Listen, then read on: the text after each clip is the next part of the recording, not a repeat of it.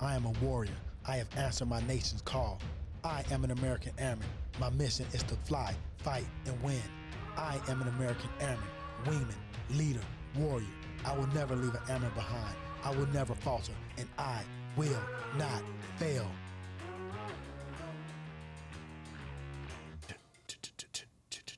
Welcome back to the Air Force Recruiting Services Back and Forth, the only live stream that looks this awesome all the time. I am Tech Sergeant Greg Cerny, and joining me for the first time as my co-host is Master Sergeant Patrick Lott. Master Sergeant Lott, why don't you introduce yourself for us? How's it going, everybody? I'm Master Sergeant Patrick Lott. I've been in the Air Force now for 16 years, and I'm currently the Superintendent of Plans and Strategy up here at the Marketing Division for Air Force Recruiting Service. Superintendent for Plans and Strategy. Sounds really important, but it's a lot of spreadsheets, a lot of budgeting, and really test my math skills every day. So education has been a big piece of me surviving my Air Force journey. There you go. I see you, Sergeant Griffin, out there. You're signed up right now, today. Look at us already throwing up comments on the screen. So basically when Senior Johnson was unable to join us this week because she's out of town on a TDY, which is basically when the Air Force sends you out of town to go do your job somewhere else for a short period of time. I got to thinking, and I was like, who's another recruiter who's good at what they do and decent in front of people? And we had a marketing conference a few months back, and I remember Master Sergeant Lott was just up there killing it. So I was like, I'm going to swing by and see if he wants to join. Plus, our hair swoops go the same direction. So we just discovered that about 14 seconds before going live. Not quite Senior Johnson, but I'll try to fill her shoes and see if I can help out while she's gone. Get some big glasses. That's what you got to do. Get some big old glasses. All right. Today's show is all about Air Force education benefits and some of the cool stuff that you can expect to experience once you're inside the military in the Air Force branch.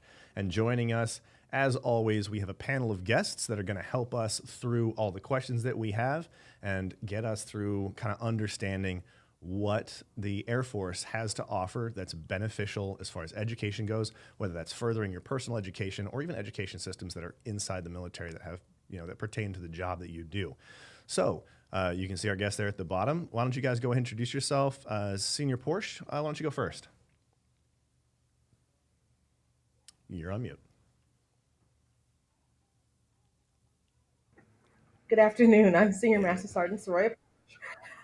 I'm the Air National Guard Superintendent for Air Force Recruiting Information Support System, Total Force.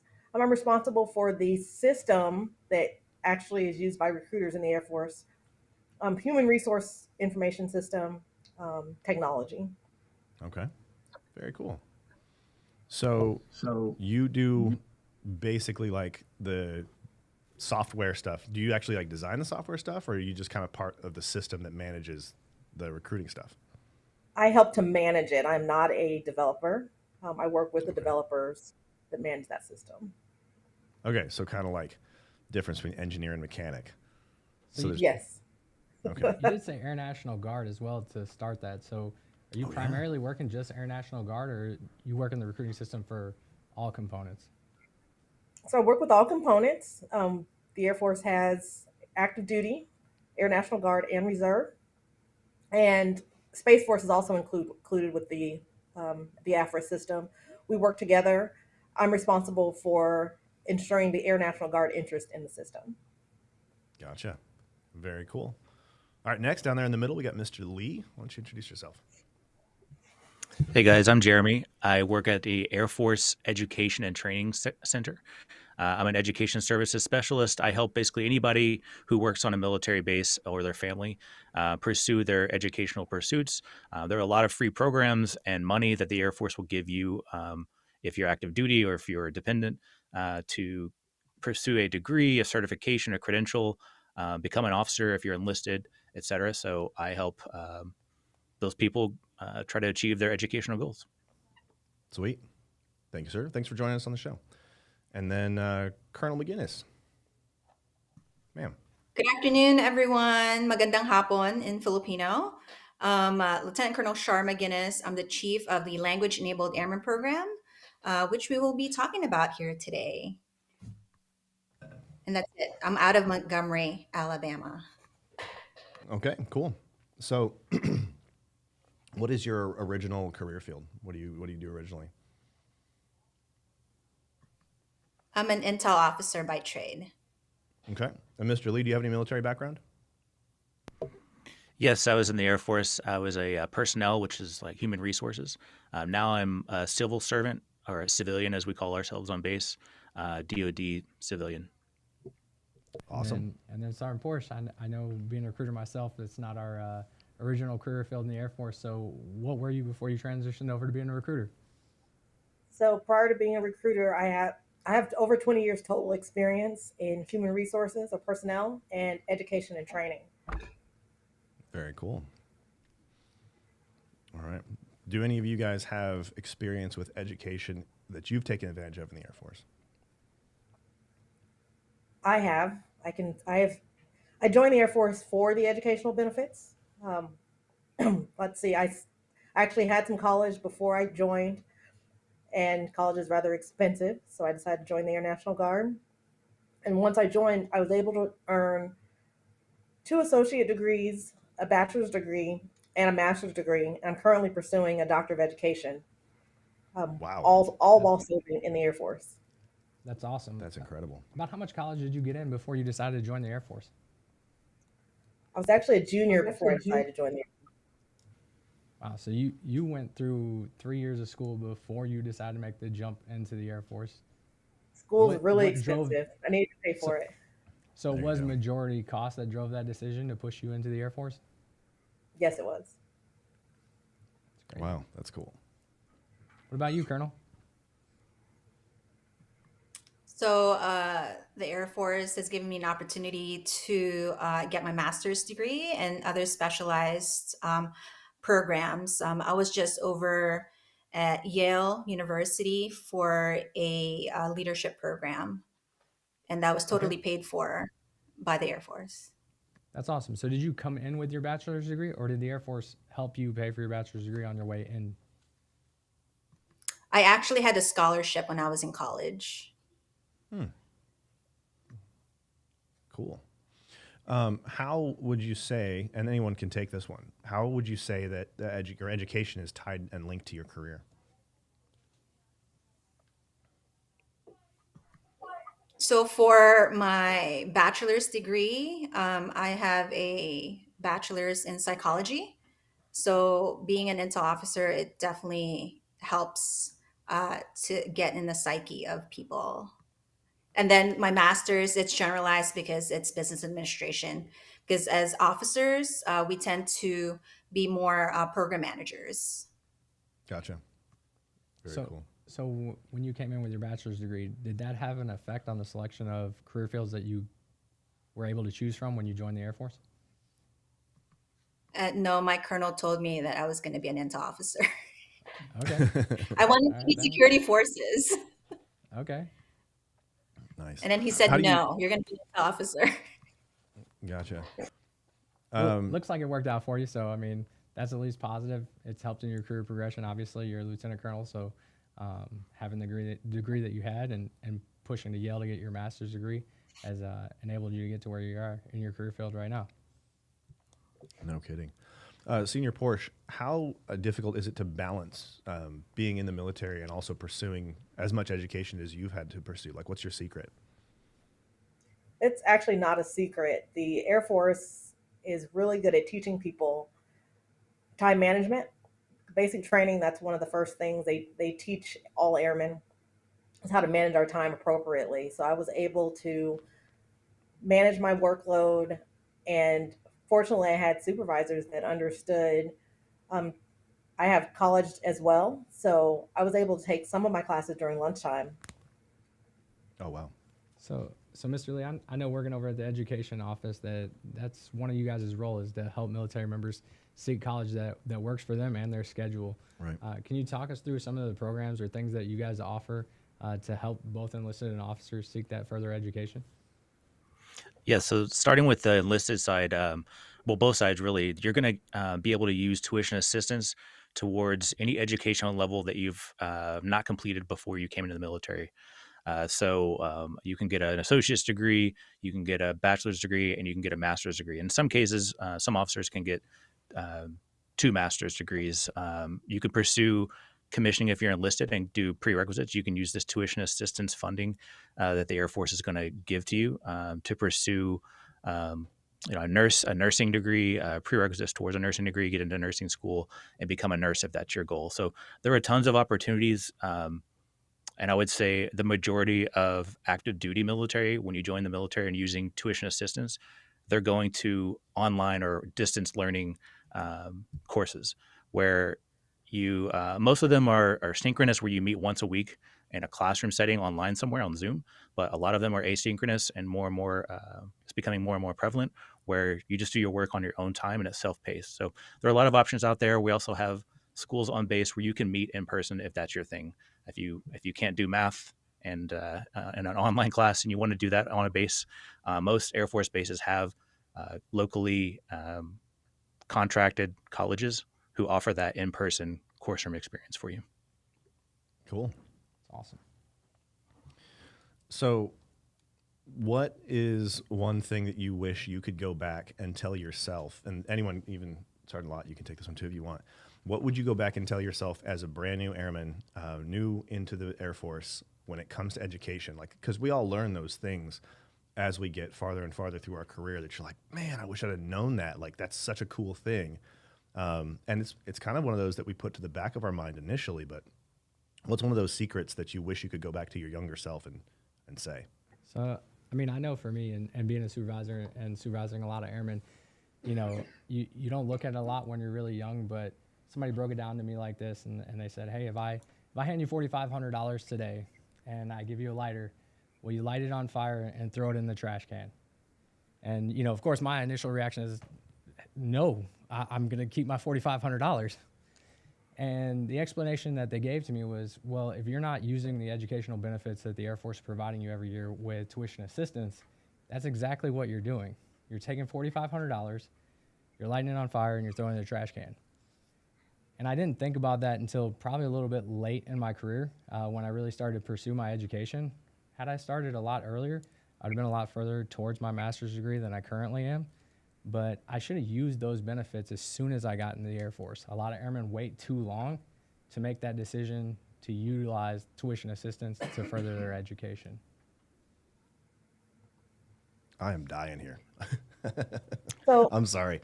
I started with a cough drop, and I've got a sore throat, and I'm like trying to cut away. So I'm sitting here trying not to die on the microphone in the background. Oh, somebody else take this one. I'll go ahead. I'll go ahead. Actually, I did say that I joined after taking some college courses.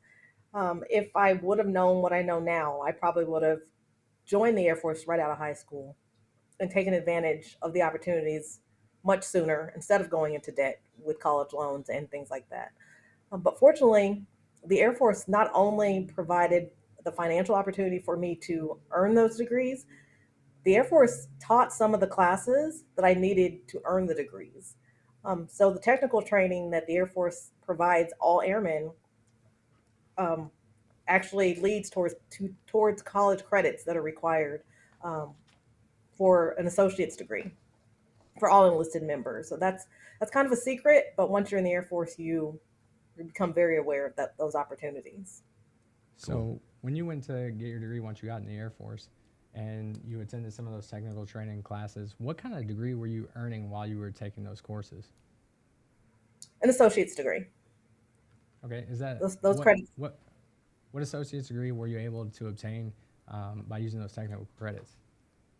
So those credits actually align with whatever your career is. So whatever your job is in the Air Force. So I was in personnel or human resources, so I was able to earn a human resource degree while being in the Air Force, an associate's degree. Nice. I know, Mr. Lee, you were in the Air Force for a little while. Were you able to take advantage of that? I know you only did 1 or 2 enlistments. Was that something that you were able to take advantage of, even though you didn't stay for the full 20 years? Well, that's a good question. Actually, the Air Force paid for my undergrad as well. I went to ROTC, Air Force ROTC, and commissioned as a second lieutenant. So I started to use TA for a master's degree, ended up getting out, and I used the post 9/11 GI Bill to pursue my master's. I'm actually pursuing a second one right now just to use the last of my post 9/11 GI Bill. You get 36 months if you do enough time in the military. For the most part, you have to do at least 3 years to get that full benefit of the GI Bill that you can use after or transfer it to your dependents. But that's my experience. The Air Force did pay for my bachelor's, so I had one when I came in. Very cool. That's awesome. You did mention the post 9/11 GI Bill in there too, and with some recent changes to the post 9/11 GI Bill, moving over to the Forever GI Bill, have you seen any airmen who have departed the Air Force come back and seek resources to continue their education using the Forever GI Bill? Yeah, so that's a good point. After I think it was 2013, the post 9/11 chapter of the GI Bill is forever, whereas the Montgomery chapter, it's going to be a sunset in a few years, and it's only good for 10 years after you get out of the military. You can only use the Montgomery chapter on yourself. So most people recently and in the future will use the post 9/11 chapter. And so that being a forever GI Bill means that you could always use it on yourself forever. And if you transfer it to your children, you have to do a little bit more service time. You have to agree to 4 more years after you've done 6. But as long as your children have to use it before they age out, I think at age 26. And then your dependents, I believe, they age out 15 years after you get out of the military. So there's a lot you can do with that GI Bill, but the forever part means you always can use whatever months of benefit are left over. And so if you come back and you, like Senior Master Sergeant, want to pursue a PhD, you can use your GI Bill to offset the cost for tuition of a PhD program. And she could probably tell you a little bit more about how much that costs, but having that post 9/11 GI Bill, which I'm assuming she's using for that, will make it's a life-changing thing. Like, you're not paying a couple $1,000s per class. It's paying for most of that, if not all of it, for you. All right. I'm going to try to get through this next part without dying coughing. I'm able to mute, and I'm hopefully you guys can't hear it because I think I'm actually muting it correctly. But for all of our viewers out there that are watching, putting your comments in there, make sure that you're putting a Q before your question. If you do have it as a question, as a comment, we love to see them in there, show your love for the guests in the show. But if it is a question, put a Q up there. That way we know to cycle through them, and it'll help us filter through which ones are actually questions and which ones are comments. It is actually great. We're seeing some airmen in here that are posting, some of these airmen already have their doctorate degree, and they're doing exactly what Mr. Lee said and use that to top up and push towards that doctorate degree while they're on active duty, which is pretty phenomenal. Yep. All right. I had a question down here that I actually saw that I really wanted to ask. How about grants and anything that anyone looking at the education system from the civilian world, when you're looking like scholarships and grants and stuff, do any of those things play into the Air Force education system? I can take that one. Yeah, you can use grants and scholarships on top of tuition assistance. So what happens if you apply on FAFSA for, let's say, a Pell Grant, which you can use up to 6 years towards your first undergraduate level degree, associate's or bachelor's, that money, once you qualify for it, it's based on financial need, right? So you give them your tax forms. Most people are eligible for something. It goes to your school, and they'll apply them to any educational costs that tuition assistance wouldn't cover if you're active duty using tuition assistance. And anything that's not used, they just give it right back to you. So you can stack that on top of using tuition assistance. Nice. Thank you. I'd like to add to that, actually, and I have young adult children now, so I've gone not only through the education path for myself, but for my children and my dependents. Universities also look at military affiliation for tuition cost. So you could potentially receive a discount on the tuition cost if you serve in the military. Okay. Cool. All righty. So one quick question, Greg, before we kind of move over to talk about the LEAP program with Lieutenant Colonel on the line. For members who are in the Air Force who have family members, what kind of educational benefits are out there for the dependents, whether that be spouses, partners, or children of military members? What kind of things are offered for them, Mr. Lee? That's a great question. Or anybody else? Yeah, great question. I'll take the first stab at this. So for dependents, you could transfer your GI Bill once you have enough time in service, and your children can use that GI Bill to complete a degree or more than one degree, definitely a bachelor's degree. Same for a spouse. You can transfer your GI Bill benefits to a spouse as well, and multiple children. Depending on where you join the military, if you join from, let's say, the state of Texas, some states have their own educational benefits you can use. And so you could have your children use a state benefit for tuition assistance. That helps as well. So there's a lot of interesting things to look at from the state side. But back to the specific question about spouses, there is a program. You can find it through a website called Military One Source, and it's a $4,000 scholarship, and you could use it over a couple of years. You can split it up $2,000 for each year is the max, and a spouse can use that to pursue a degree at the associate's level or a certification or credential, like a teaching certification, and that's totally free for any eligible spouse of an active duty member. It's usually capped at a junior rank, so you're talking about someone in their first 4 to 8 years in the military or the Air Force can use that. Their spouse could use that. Gotcha. And it's called My CAA, and I can't remember what that acronym stands for, but if you look it up on Military One Source, My CAA, that's the acronym. Awesome. Thank you. Anybody else have any family experience with dependents using education benefits or anything like that? I know personally for me, I've used the transfer of the post 9/11 GI Bill.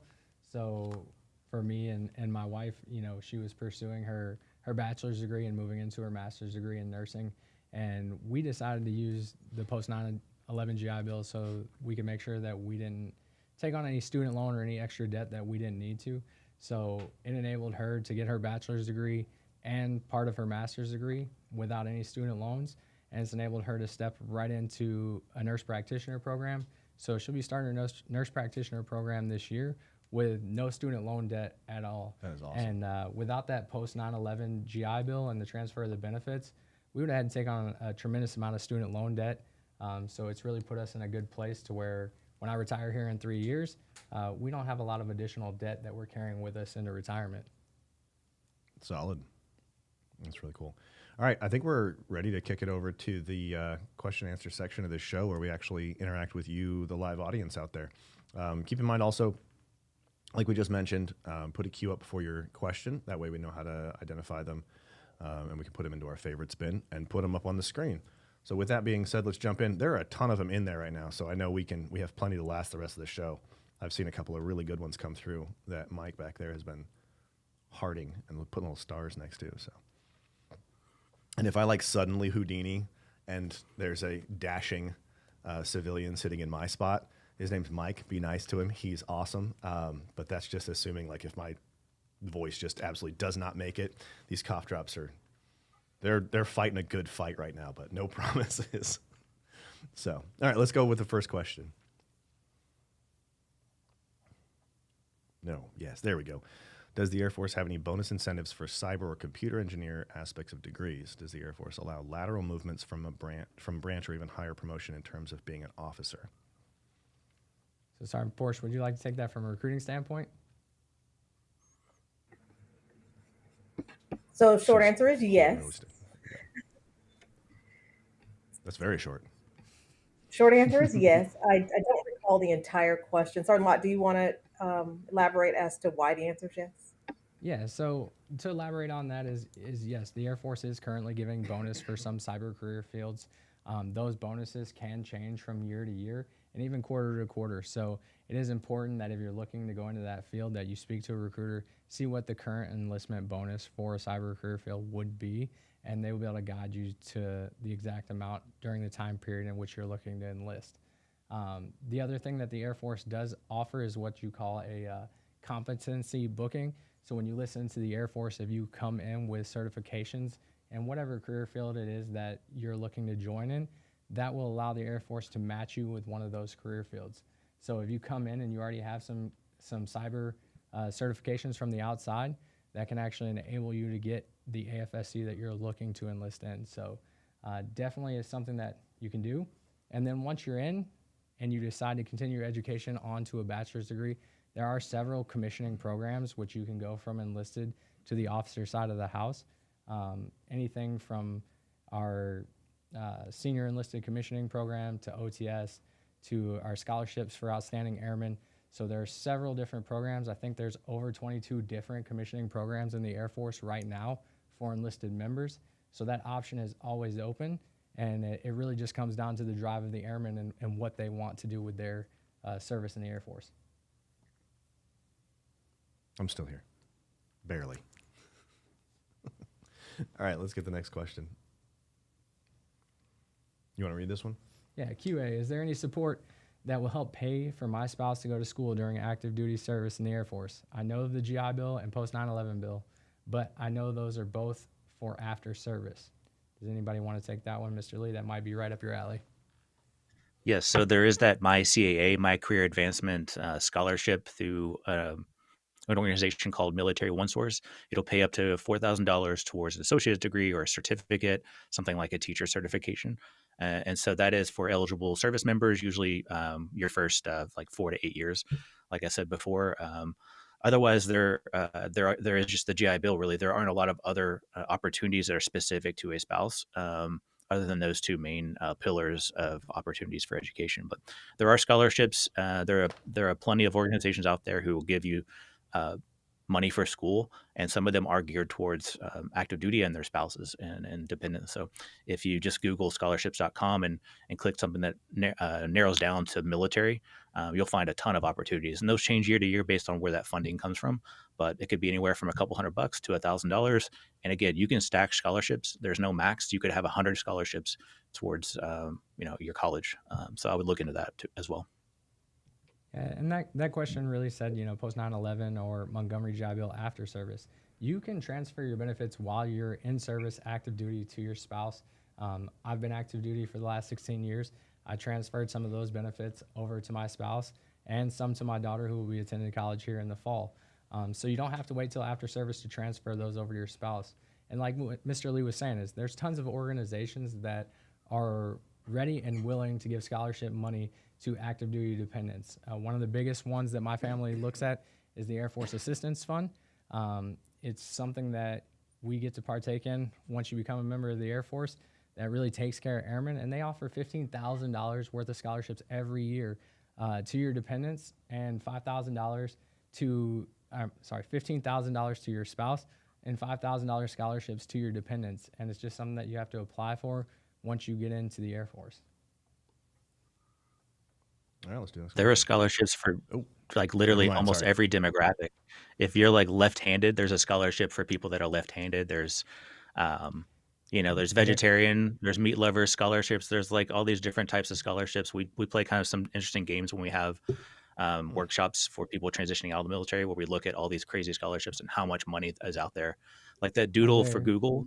They do a doodle every year on Google, and that's like a $45,000 scholarship. I think if you win, you get your picture on Google for the day.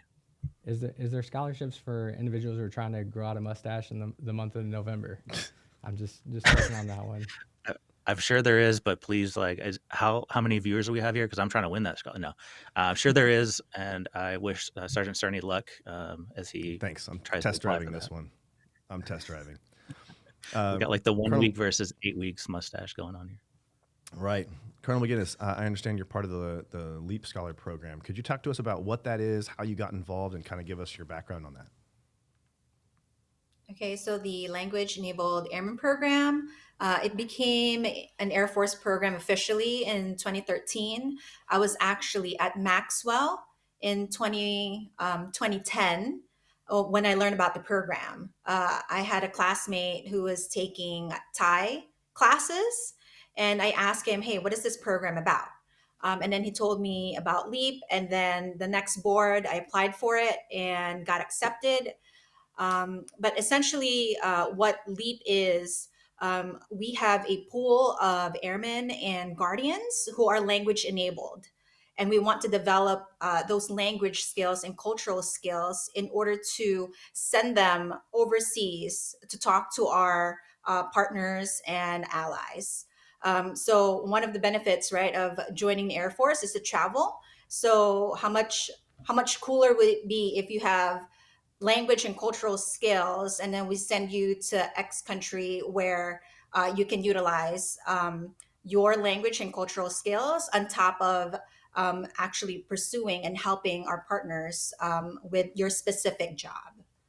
So Okay. that's the overall what LEAP is. It's a voluntary program. Okay. Very cool. So is that for active duty, or I'm sorry, is that for officer and enlisted? And is that something that's available to all the components of the Air Force? So right now we're actually in talks with the reserves and the guard components. Uh, how it started was for active duty, and then now we also have guardians, right? So we definitely believe in total force. We can't active duty cannot do everything on our own, right? So we need our TFI members, our guardsmen, and our reservists, and they also have a special program in the guard where we can utilize our scholars. Awesome. So one of the other questions, and I hear this a lot from airmen, is if I'm looking to learn a secondary language, what kind of resources does the Air Force offer that could help me move towards a secondary language? That's a good one. So I just want to caveat that the language enabled airman program is not for those who do not currently have proficiency in a language. So we select folks who have taken the defense language proficiency tests, and then go from there, right? So maybe Mr. Lee can have the spotlight again to talk about specific language programs outside of LEAP.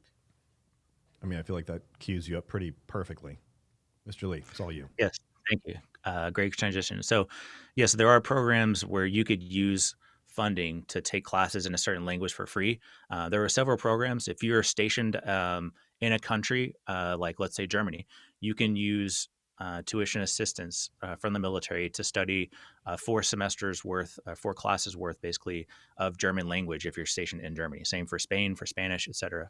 And so, if you want to study a language that is not already prevalent in the force, which is the term we use in the Air Force. So Spanish would not be one of those necessarily, but if you wanted to learn something like Ukrainian, I believe that's not prevalent in the force. You could get funding for that as well to pursue classes towards Ukrainian to become proficient. There's also a testing aspect to this. I'll let the colonel talk about that a little more, but you do have to test, depending on your score, every 1 to 2 years to keep that proficiency pay if there's a pay element involved with that language. Again, for languages that either are not prevalent, or if you're in the LEAP program and you're actually using that language, you could get money for just having that proficiency in that language. But otherwise, you could pursue an undergraduate degree in a language if you wanted to as well. There are also, we haven't really talked about it yet, there are exams, college credit by examination opportunities, like a CLEP, if you've ever heard of CLEP. There are a few languages you can take through there. I think Spanish, French, and German. You can earn up to 9 semester hours of credit in each of those languages for free. If you're in the military, if you want to pay for it on the outside, it's like $100. That's awesome. And then, Sergeant Porsche, if I'm an 18-year-old kid and I'm trying to join the Air Force and I want to be involved in a program that teaches me a secondary language, are there career fields that would send me to technical training to learn these kind of skills and earn college credit? There are linguists in the Air Force. That's the correct term for the career field is linguist. It is a long school, but the Air Force will teach people the language, and you don't have to know how to speak the language prior to going into that career field. Awesome. And Mr. Lee, you brought up a great topic when you were answering that last question, and it was, can you CLEP, a college level examination program? Can you just explain to us a little bit more of what that is and how much money that would cost an airman to be able to take one of those tests? Yeah, great question. So CLEP is an examination that you take. It's computer based, and so it's multiple choice. And if you get a high enough score, you basically get college credit for that subject matter. There are 34 CLEP examinations, and there's another 30 plus examinations called DSSTs. Very similar. They're all multiple choice, except for there's an oral communication one where speech, where you actually do have to provide a speech into a microphone that gets graded by a human. There's a couple composition ones that involve writing a couple essays, but otherwise strictly multiple choice. You study on your own, and the best part about it is it's cost free, completely free the first time you take any of those 60 plus CLEP or a DSST credit by examinations. when you're in the Air Force or the military as active duty and you're testing at a military base. That includes the test fee, as well as one free transcript sent to any school you want to send that to get college credit for it. Otherwise, you can order a transcript after you take 10 CLEPs and pass them all. You can order a transcript for a small fee and have that transferred to your college as well for credit. Nice. All right, let's get another question up there. How would education work when on deployment?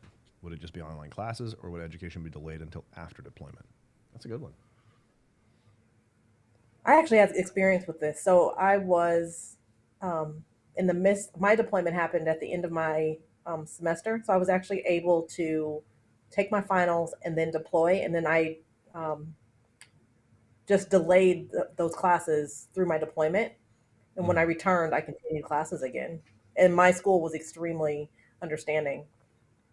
That's cool. Now, I also have a little experience with deployment, and I'm pretty sure that when I was stationed in Kuwait, right outside of Iraq, there was actually an education center at our deployed location. So is that something that is offered at deployed locations as well, Mr. Lee? Do you know anything about those? It depends on the deployed location. I know IUD, where's that, Kyrgyzstan? It does have an education center. And most of the time it's going to be active duty military that are serving that role as the education counselors, and not a full up education center like you would see at a base in the continental United States. But yes, there's even colleges that are positioned in some locations as well that are more austere, like Iraq or Kuwait. So yes, that's definitely an opportunity. They offer some in-person classes in those locations as well. But for the most part, like Senior Porsche said, it's you're going to be looking at online classes at your leisure, which most people would do that on like the Sunday they have off if you're deployed. But great question. Awesome. All right. Next question. I just changed the scene and it dropped it down, so you're good. We just threw up an accidental question. We were just cycling through them back there, and we accidentally clicked the star twice. Technical stuff. All right, let's do another one. Actually, I see a good one on there. It says, I'm interested in flying. Does the Air Force provide any tuition assistance or help in obtaining a pilot's license? Hit it. You can hit that broadcast button. Right there, yeah. Right there, that one. This one? Yeah. No, that's not it. Not that one. All good. So does anybody have any experience with that, or can speak to using tuition assistance or your post 9/11 GI Bill benefits to obtain a pilot's license? I don't think you can use tuition assistance for the private pilot license. You can use it towards some flying training, like instrument training, GI Bill as well. So I think there are a couple opportunities where if you take a private pilot license as part of a degree program, there are some schools that will allow that under the GI Bill or tuition assistance. But for the most part, that is an expensive. That's something that's expensive. Is expensive to pursue. So. But right now, it's mostly the instrument ratings that you can get funded as far as the tuition assistance or credentialing funding in GI Bill. Sweet. Next. Oh. I saw a name, Mike Dworskin. Actually, it's awesome. I actually put this airman into the Air Force almost 7 years ago. So it's great seeing some of my airmen that I put in the Air Force come in here and really taking advantage of some of these TA and language opportunities out there. So great to see him out there still using Air Force benefits. Let's take his question. So it says, would the Education Office be the best resource for more information on using TA to take language courses? I'll give him the shout out. Master Sergeant Lott was the best recruiter ever. So I'll take that compliment on live air today. There you go. Hold on. There's a button for this.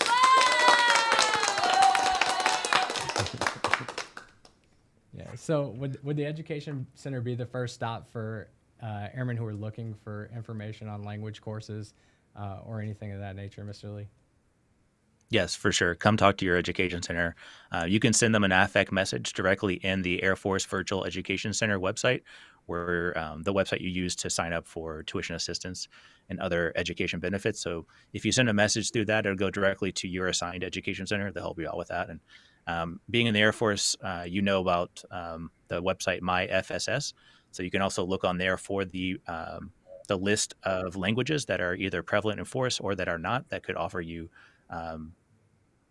the ability to use separate funding for those languages that are not already prevalent in the force. Like we already have enough Spanish speakers, so they're not going to pay you for that unless you're part of a program like LEAP or a foreign area officer, that kind of thing. But great question. Yes. And ma'am, I heard you earlier saying something about a proficiency test that individuals may have to take in order to be a part of your LEAP program. Where could we go to look up information on taking those tests? Or is that something that you have to be in service before you can take something like the Defense Language Aptitude Battery Test? Or is that something that you can do prior to coming into the service?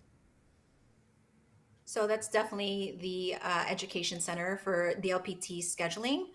So for LEAP, in order for you to be eligible to be part of the program, if you're enlisted, you have to have at least 4 years of time in service. And then if you're going the officer route, you can apply when you're a senior, either at USAFA, United States Air Force Academy, or ROTC, and or then apply once you're active duty. But DLPT is one of the major requirements for us to make sure that you're eligible for the program, and so not just the DLPT, but also your capability to learn, to keep going with the language that you've been chosen, because essentially what we want for our scholars is to be ambassadors overseas, right? Especially for those advanced speakers. Nice. And ma'am, you actually you mentioned earlier when you were talking about the LEAP program that it's volunteer. How do you find out about that? How do you sign up for it, or how do you volunteer for it? Yeah, so Google AFCLC, Air Force Culture and Language Center. We just finished our active duty selection board. So the next one is the cadet application window. It will open between January and March, and then we will do the selection board in April. And then after that, May to July, we will have active duty application window. So that's both enlisted and officer. And then August, we will do the selection board. So the goal is to have 1% of the force, so around 4,000 LEAP scholars in the pool, ready to support our mission overseas. Very cool. Thank you. All right, let's go to the next question. My daughter has an interest in the Air Force. If, when joining, she is guided in one career direction, if she's still free to start her college education in another field while serving. Yes. Yes, Take absolutely. that one, sorry. Oh, sorry. Go ahead, Mr. Lee. I'll let her take it, but yes. Oh, back out. Go ahead, Sergeant Porsche. It's very common for people to join the Air Force and have one career path and a completely separate educational path. So my interest was actually medical, and I've never worked in the medical career field in the Air Force. So that's a complete possibility. It's completely up to your daughter's decision. Awesome. And with using tuition assistance funding, you can change your school or your degree program twice after you set your original goal and start going to a school for, let's say, business administration, and you want to change it to pharmacy technician or whatever. You can change that 2 times after you establish your original goal at each education level. So twice at a bachelor's and twice at a master's. So you can keep changing your mind as long as you're not hitting, like over 75% towards that degree. We'll let you switch programs or schools. Yeah, and this is a The only time you wouldn't, I'm sorry.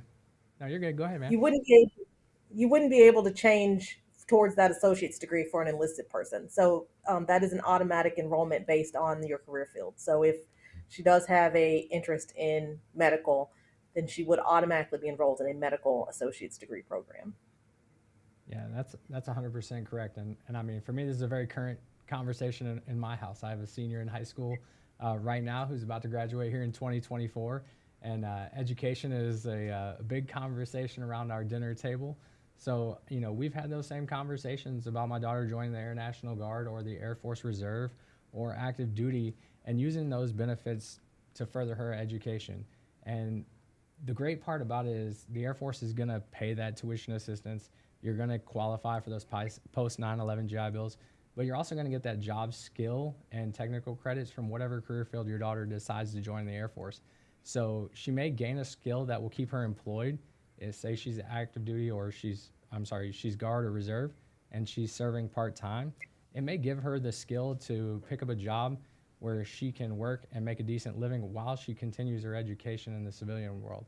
So just because she comes in and she doesn't quite get the job that she wants, or it doesn't fit the degree program that she's looking to obtain, she can still use those skills that she's learning in the Air Force to help finish her, pay for her degree in the civilian world. Solid. All right, let's do another question. Do ASVAB scores help determine qualifications for lead USAFA, similar to how ACT and SAT scores determine eligibility?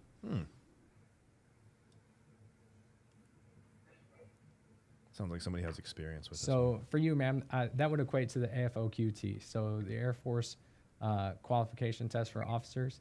Does that score determine whether or not someone could or could not get selected for the LEAP program? No, we don't look at ASVAB scores when determining whether you're eligible for the LEAP program, because you're already in, right? We want folks who have minimal proficiency, and then we develop that as they become advanced speakers. So ASVAB, no for LEAP. Now, if you're 18 and you're looking to join the Air Force and you want to become a linguist and learn a second language that way, your ASVAB scores will determine if you can qualify for that AFSC. So that could have a determination, if you come in on the enlisted side of the house, whether or not you could become a linguist in the Air Force. Right. So I also want to add that LEAP, we don't accept those who are in the linguist track, because they have their own career path for enlisted, and then for officers, we also don't accept our foreign area officers because they have their own training track. Okay. He's like, I did it again. No. Here, I'll just switch it.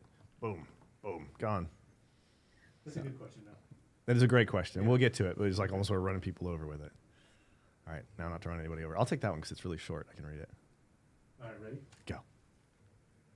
How old is too old to apply for OTS? Just kidding. How old is too old to apply for OTS? What's the age limit? What's the cutoff? Do you have that one, Senior Master on Porsche? I don't know. I don't know that one. Off the top of my head, I don't know. Okay. I think it depends on what you want to do. Pilots are different from Pilots are different, yeah. it's like That is 34 correct. for pilots and 38 for RegAF. So it is correct. There are different age limits depending on what kind of officer you're trying to come in as in the Air Force. So we have officers as sessions, we have health professions, and we also have chaplains, JA. So there are different age limits depending on what kind of officer you're coming in to serve in the Air Force for. So the most important thing that I would tell people who are wondering what the age limit might be is, first, check out airforce.com. A lot of that information will be on there. The secondary information would be to call your local recruiter. If they are not an officer of sessions recruiter, they will get you in contact with an officer of sessions recruiter, and they're going to try to qualify you for the highest program available.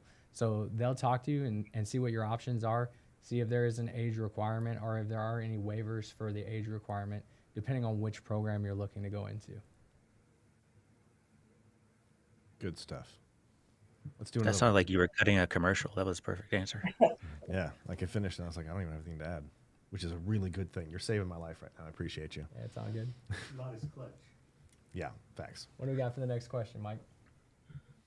So if you complete a bachelor's degree while enlisted, can you easily get in front of a rated board for UPT? So That's a specific question. Very, very specific. I'm not quite sure what the acronym UTP or UPT is, but does somebody want to chime in on that question? UPT is the upgrade pilot training, and it's that easily part. That's a very loaded question. I don't know that this panel can answer with the easily part. But if you have your degree, then you are always you could always apply. I can't say that you could easily get in front of the board, but you could always apply for those opportunities to become a pilot. Yeah, I like to talk to young men and women who are trying to join the officer career fields, and I tell them it's just like any other job in the world, right? If we're looking to be a CEO of a company there's probably a pretty competitive field out there trying to get that same job and those same benefits. The Air Force is no different in that aspect, especially when it comes to our pilot training. We're looking for the best of the best. And when we look for that, that means there's lots of competition when you get to that board. So really it comes down to the individual and how dedicated they are and how much they want to push towards getting accepted for that program. So, you know, it's a case-by-case basis. And I would just tell anybody who's looking to apply for one of those programs to just understand that it's competitive and you're going to have to work really hard and you're going to really have to want to be a part of that program to get an easy look at the board. Yep. Got another question, Mike? Even though I didn't know what UPT was. Awesome. Is OCS the only way to become an officer after enlisting? So does anybody on the panel know any of the other commissioning programs besides OTS, or in this case, OCS? ROTC, you could do that as with your active duty pay through a program I think you mentioned at the beginning, but most people drop out and become a student full-time and go to ROTC either on scholarship or using GI Bill. There's OTS, of course, if you already have your degree. So you can't go to the ROTC route if you already have an undergraduate level degree, like a bachelor's degree. But those are the two main ways. You could also go into the reserves, finish a degree in nursing, and direct commission as a nurse. If there's a need in the Air Force or the service, the branch of service you want to join, we're only talking about the Air Force here. But if there's a need for nurses, they will allow you to direct commission if you already have an accredited 4-year School of Nursing degree as well. No, that's awesome. I actually had recent experience with Senior Enlisted Commissioning Program. So there's 2 different versions of that program. One is for airmen who have an associate's degree already, and one for airmen who already have a bachelor's degree. So for the airmen who only have their associate's degree or their Community College of the Air Force associate's degree, they can actually apply for that program, and the Air Force will pull them off of active duty and put them on an Air Force ROTC scholarship to the school of their choice to finish their bachelor's degree. And then once they finish their bachelor's degree, then they can commission as an officer. So one of my recent troops just took part in this program, and she's currently attending University of Texas San Antonio. It was the college of her choice because it was close to home.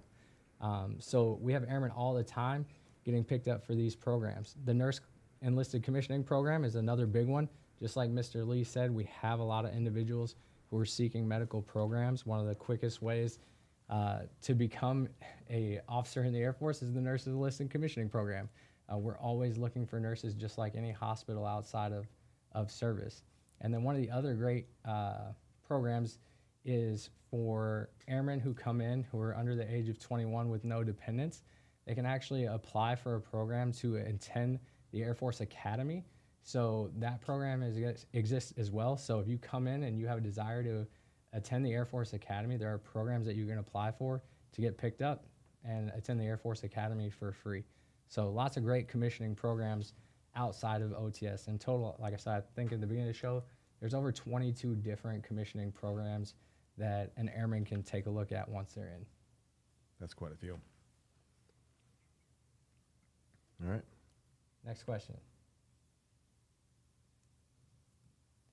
Is there a way for me to go Air National Guard and enroll in college ROTC to go the officer route while still being in the Guard and then possibly return to active duty? So can I be in the Air National Guard and a college ROTC program? I think that's going to be a Sergeant Porsche question. I'm not quite familiar with the Air National Guard processes. The answer is yes. That second part is completely dependent on the on accession initiatives for the quarter or the year. So we can't speak to that today for your future possibilities. But people can be in the National Guard and in an ROTC program for their commissioning opportunities. So that is an option. Yeah, one of the big differences between the Air National Guard, the Reserve, and active duty is really the Guard is a state-funded entity. So sometimes that transition from state back to the federal government can be a hard transition for airmen or other service members. So coming back from the Guard to active duty may require some extra processes in order to make that happen. All right, do the next one. Southern Public Relations Federation, I speak another language and have taken the DLPT. Can I use that skill? that would be more in your area, ma'am, than I could speak. Yes. So once you've taken a DLPT, you're pretty much in the database, where we can just find you if we need a specific language. But in order to actually get paid for your language, it's either you have to be in a language coded billet or part of the program. So once you've done your DLPT, make sure that you keep taking it on an annual or biannual basis, depending on your proficiency level, and then continue checking the eligibility requirements for LEAP. But in short, yes, you can use it. I've also heard, ma'am, that airmen who speak a secondary language, depending on what the language with is, are actually compensated monetarily for being able to speak other languages. Is that correct too? Yeah. You So receive additional pay? outside of Yes, so you do get paid.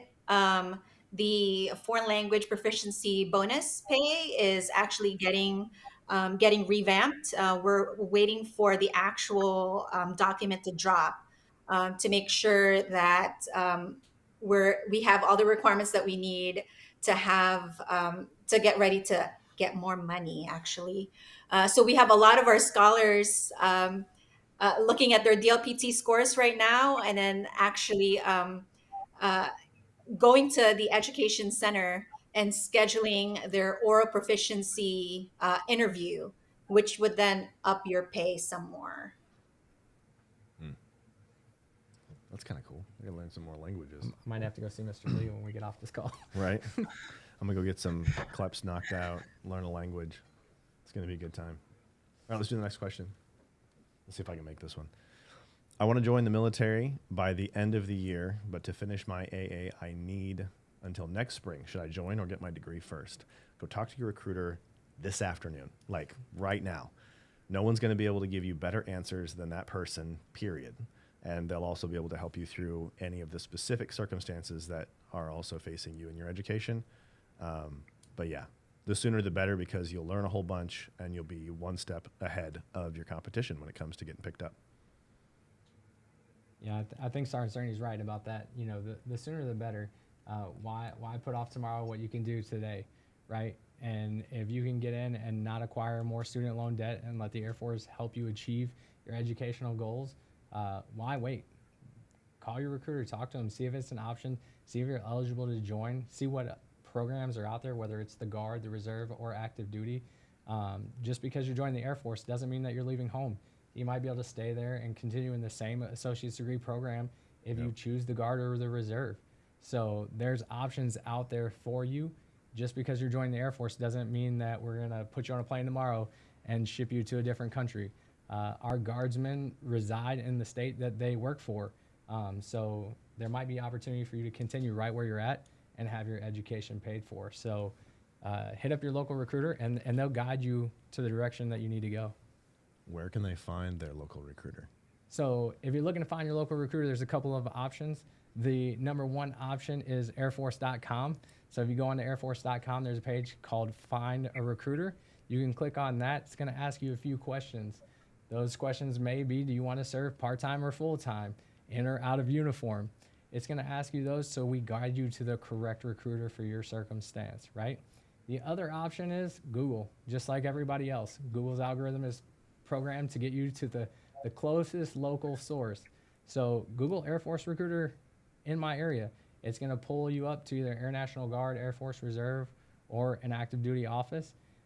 It doesn't matter which one of those recruiting offices you give a call to.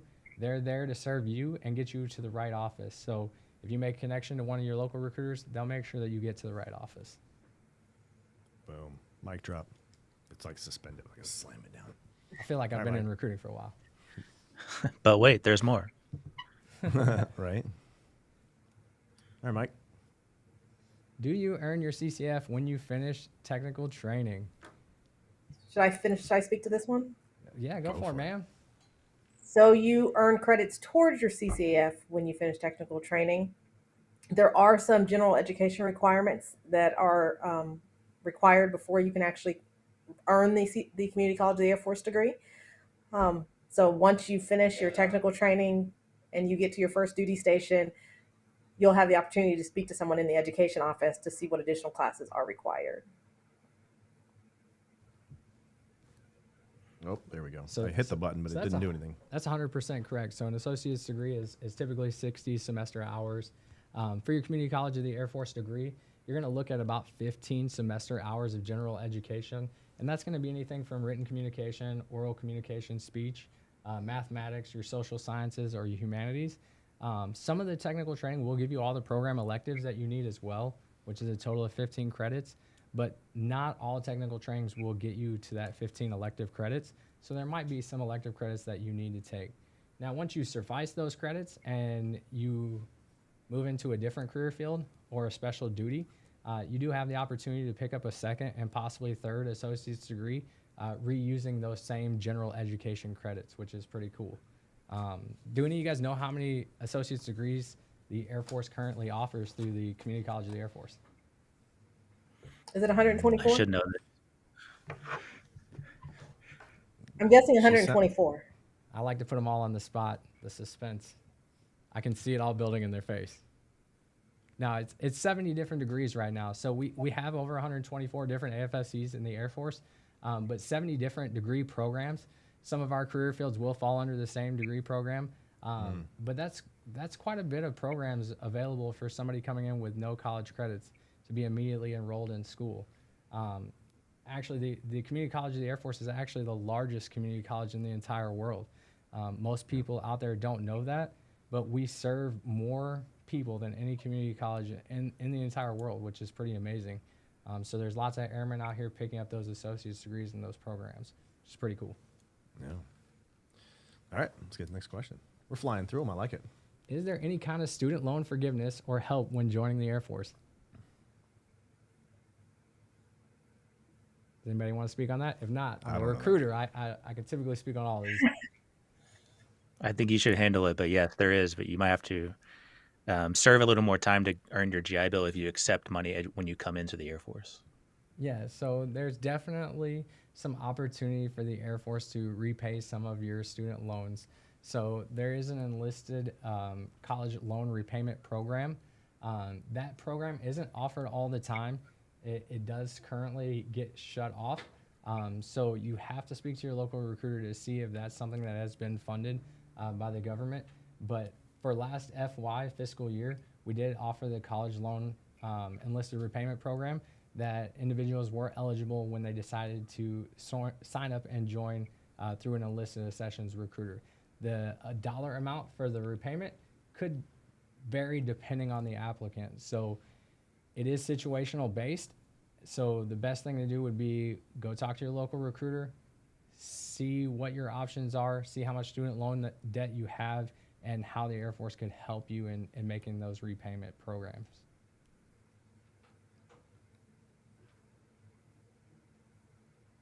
Next question. That's good stuff. So are the same benefits available for the reserves as what I'm assuming as active duty or the Guard? And that would come to tuition assistance, GI Bill, LEAP, etc. It varies. For Guard, it's state funding. Depends on the state, I think. For reserves, there is tuition assistance. There's different eligibility factors. If you're activated on active orders, you can use the same tuition assistance benefits that active duty members use. So we do have activated units in Texas, for example, in Houston. And there's 40 or 50 people that are activated for a period of 2 to 5 years, and they use their active duty tuition assistance benefits while they're technically still in the reserves or the Guard. And then for LEAP, in order for you to utilize LEAP, you have to be on active duty orders. So same as what Mr. Lee just mentioned. And then for the Guard, yep, same. It's because they're state funded. So that's why through LEAP, we have to have the training partnership requests. And that's when we can activate certain guardsmen and reservists to help the active duty mission set. Awesome. And Nice. I know that the Reserve and Guard, specifically the Guard, a lot of them have yellow ribbon state programs that their states fund their educational benefits. Those educational benefits can vary state by state. So depending on what state you're assigned to with the Air National Guard, really could depend on how much educational benefits you get. Some states offer more than others. So it is really important that if you're making the decision to join the Air National Guard, that you really look into what each state has to offer as far as their educational benefits. There will be a page launched on airforce.com here in the near future that's going to highlight all of those benefits per state. So if you get a chance, you're interested in the Air National Guard, you'll actually be able to get in there and find some facts on each individual state. So if you're making a decision to go one state or the other, hopefully that will guide you. Awesome. Hit it. So I have a bachelor's degree and want to go enlisted route. Can I go to law school while working in the Air Force? What's the usual route? Thank you. So you can't use tuition assistance for law school. You can use it towards a master's in law. I forget the exact acronym, but there's a master's level degree in law. But because law school is a professional level degree, tuition assistance won't cover it. But you could use, once you're eligible, you could use GI Bill funding for anything above the master's degree level, such as a doctorate or a Juris Doctorate in this case for law school. From time to time, based on needs of the Air Force, there is an enlisted to JAG commissioning opportunity. I don't know if it's currently active, but it would allow you to pursue maybe prerequisites to get into law school. The Air Force pays for your law school, and then you have to serve a minimum period of time, maybe let's say like 7 years as a JAG or a lawyer in the Air Force. But great question. All right, let's get the next one.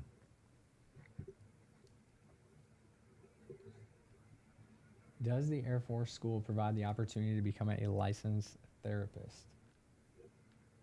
Which kind? I think we can take a stab at a couple different kinds. The Air Force School.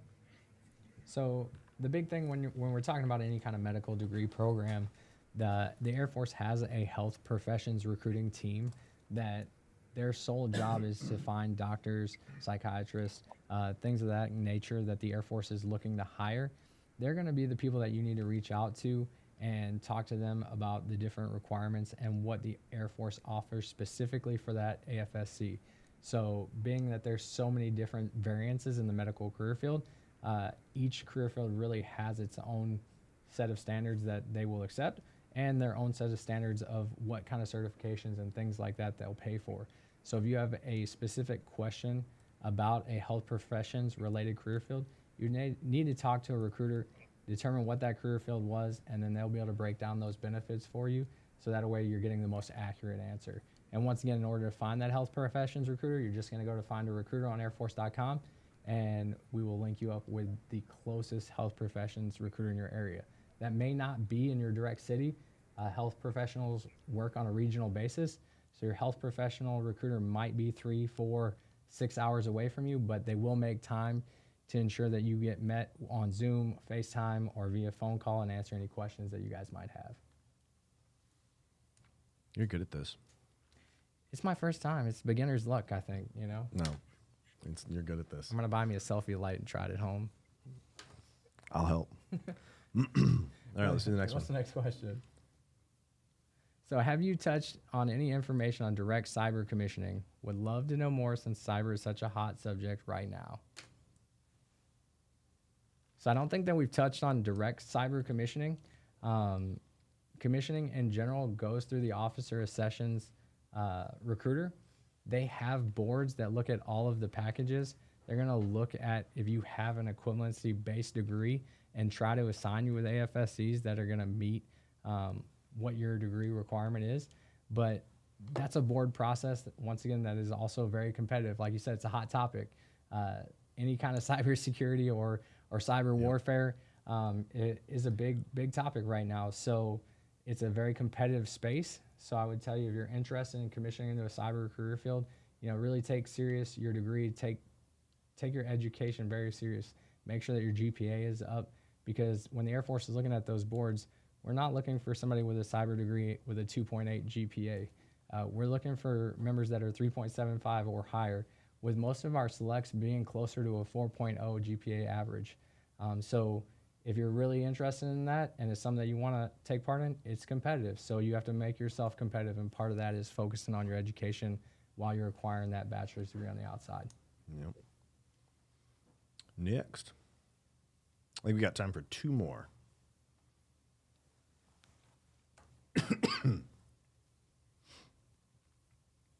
How well do I need to prepare my physical health for basic training, or what will they teach me to become more fit? Asking because I'm below the minimum weight and I feel weak and a little discouraged by that. Does anybody want to talk on that one?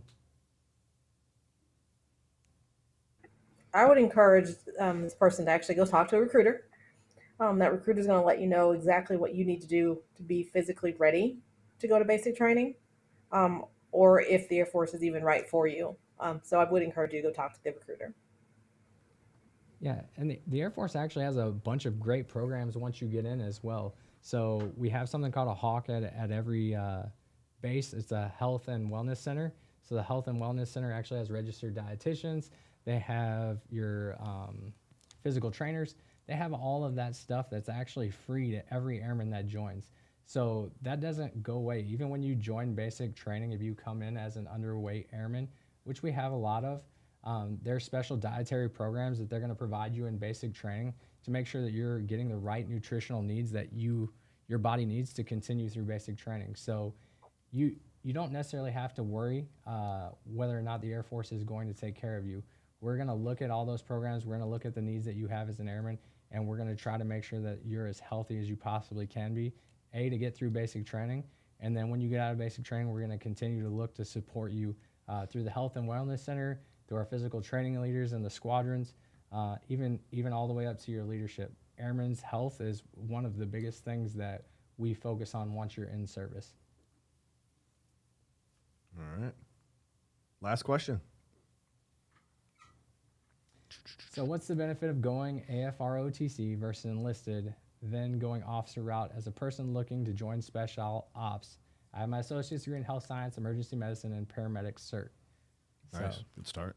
I got Sounds like a some PJ information. inbound. Yeah, I got a little bit of information, but if one of you guys have something, go ahead and take a crack, but I can help you guys out if you don't. No? All right, cool. Hit it. So I love special warfare. Near and dear to my heart, we always need those individuals who are looking to serve in that capacity. So I'm always interested to talk to people who are interested in joining an elite community of individuals. The biggest thing when you're looking to go in special warfare, you cannot join as a brand new airman into being a special warfare officer. So that is something that you become an Air Force officer, and then you can look at cross-training over into becoming a special warfare officer. So if you're looking to go that route and you want to go the officer route, you're going to have to come in as a different kind of officer in a different AFSC, and then look to retrain into that program. If you only have an associate's degree and you need to finish your bachelor's degree, my recommendation is talk to your local enlisted accessions recruiter, get scheduled for an initial fitness test, see if special warfare is actually something that you can qualify for right now. Come in as a special warfare airman, learn the skills that you need, and then look at commissioning opportunities if you want to continue on and be a special warfare officer. So a lot of opportunities, both routes, but you can't directly come in straight out of being a civilian to being a special warfare officer. And there you have it. All right. Let's see if we can make it through the outro. Wait, one more? You want your mic on. Big Mike wants his mic. You're up. First off, great show, everybody. Thank you so much. I never get on the mic. I'm always just behind the scenes. But I wanted to give a shout out to Sergeant Lott for the hard carry today. He came, he was super nervous pre-show. And Sergeant Cerny was looking like his cough had gotten a lot better, but then once the show started, he was dying. Oh, man. So a little behind the scenes, like when Sergeant Cerny would go to a one-up of you guys, every time he'd mute the mic, and he's coughing up a storm. So obviously, Sergeant Cerny's we've done about 20 of these shows now, I think, and he's been just absolutely fantastic for the back and forth. Just a consummate professional. And today we didn't get the normal Cerny, but we happen to have just an amazing guest host. So thank you, Sergeant Lott. Thank you all of our Appreciate guests. it. Just a great teamwork today, especially in the face of obviously one of our hosts not being 100%. Yeah. So, yeah, with that, thank you, everybody out there. Thank you to our guests for joining us, taking time out of your afternoon, and blessing us with all of your knowledge. Thank you again, Sergeant Lott. The carry was massive. I greatly appreciate it. And I would have Maybe I'll get to come on for show number 2 eventually. Oh, absolutely. You're 100% welcome back. So everybody out there joining us from the audience every 2 weeks, you know the deal. Join us back here 2 weeks from now, Tuesday at 2 o'clock Central. And until then, we'll see you guys later. And where's my outro? There it is. I'll get this right someday. Peace. We hope that you enjoyed this episode of The Back and Forth, brought to you by Headquarters Air Force Recruiting Service. It is a privilege for us to bring you all the information and insider insight into the exciting world of the United States Air Force. Remember, this show is all about you. We want to make sure we're providing you information and answers you need to make an informed decision about your future. So make sure to join us every other Tuesday with your questions, your feedback, and any ideas you have for future episodes. We are all ears. Don't forget to subscribe to our social media channels for even more exciting content. And also visit airforce.com for all the latest information on serving as a Total Force Airman. And with that, until next time, aim high.